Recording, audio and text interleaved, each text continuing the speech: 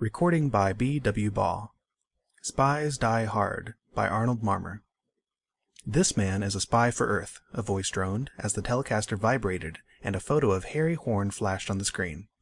10,000 credits for this man, dead or alive. Contact Lazar of the Security Police. Harry Horn, 34, 5 feet 11 inches, 172 pounds. Lynn Brickle snapped off the humming machine. She frowned.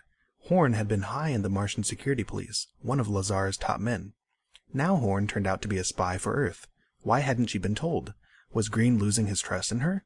Hadn't she helped McLean and Sanderson escape from Mars? Her short tunic shimmered as she began to pace the floor. She stopped short as a hum splashed through the room. She went quickly to the door and pressed a red button on the wall. But the vibration of the elevator did not reach her ears. Puzzled, she opened the door, stepped into the marble hall. She shrugged, started to return to her apartment when the sound of footsteps on the stairs halted her. She waited. He came into view. Harry Horn. There was no mistaking his face. It had flashed on and off the Telecaster throughout the day. "Brickle?" he said, coming up to her. His white coveralls were spotted with grime. There was a dark bruise on his right cheek. "Yes," she said. "I'm Harry Horn. I know." "You've got to help me." His voice was urgent, pleading. He brushed past her, into her room. She walked in after him, shut and locked the door, leaned her back against it. "You can't stay here," she said. "Are you alone?" "Yes," she said. "I'm alone." He went through the apartment, returned to the front room. "I had to make sure." He sank into the low divan, covered his face with his hands. She walked toward him. "You can't stay here," she repeated. He looked up at her, his eyes frightened. "Do you have any idea of what Lazar will do to me once he gets his fat hands around my throat? He won't kill me right away." "Why come to me? You can help me." "What can I do?"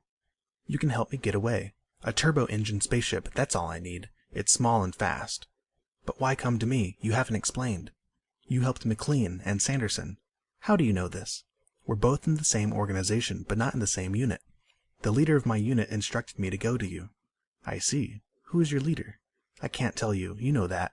I wouldn't ask you your leader's name." Lynn shrugged slim shoulders. "It wouldn't make any difference. He is not stationed on Mars." Horn jumped to his feet. "You will help me?" "If I can." "Can you get me the ship?" "I suppose, but we'll have to wait for night. It is dangerous to do anything now." 10,000 credits. Lazar wants you awful bad. He offered 5 for both McLean and Sanderson. "I was very close to Lazar and the Security Police. I know too much." "We all make mistakes." "I envy your logic, but I can't see it that way. I was considered too good an agent to make a mistake." "It's too late to cry over it now. When it's dark, I'll contact a friend and have the spaceship ready." Horn grinned. "You're still not sure of me?" "It isn't that, but you don't belong to my unit. We can't name names to outsiders." "You're right, of course. You've been well trained." "Are you hungry?" "Yes." She set food in front of him and watched him eat. "What is Lazar like?" she asked. "I have heard of him." "Cruel," he said. "A sadist. Death is the easy way out when you're in Lazar's hands." "It will soon be dark," she said. He stood up, his hunger satisfied. "Tell me," he said, "was it difficult getting Sanderson and McLean out of Mars?" "No," she said. "Not difficult at all." "Good." He went to the interphone. He dialed, spoke. "You may come up now."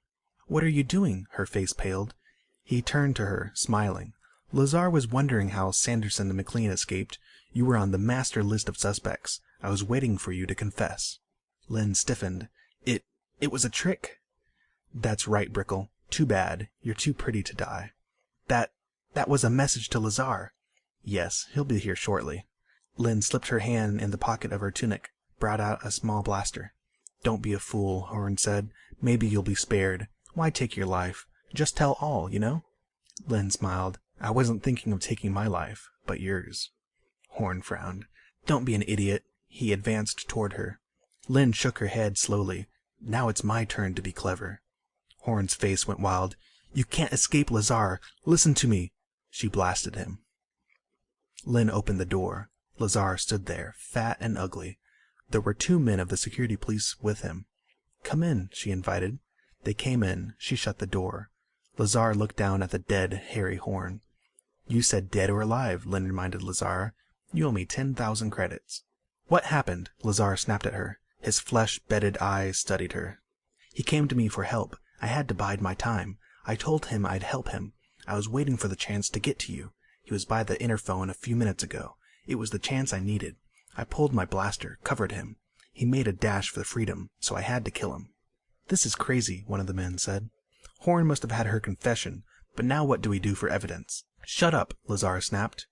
"Your word is good, isn't it, Lazar?" Lynn said. "What do you mean?" "The 10,000 credits. As a loyal citizen, I've earned them." "You'll get your credits," Lazar snarled, frustration in his eyes. "I know I will," Lynn said, smiling. End of Spies Die Hard by Arnold Marmor.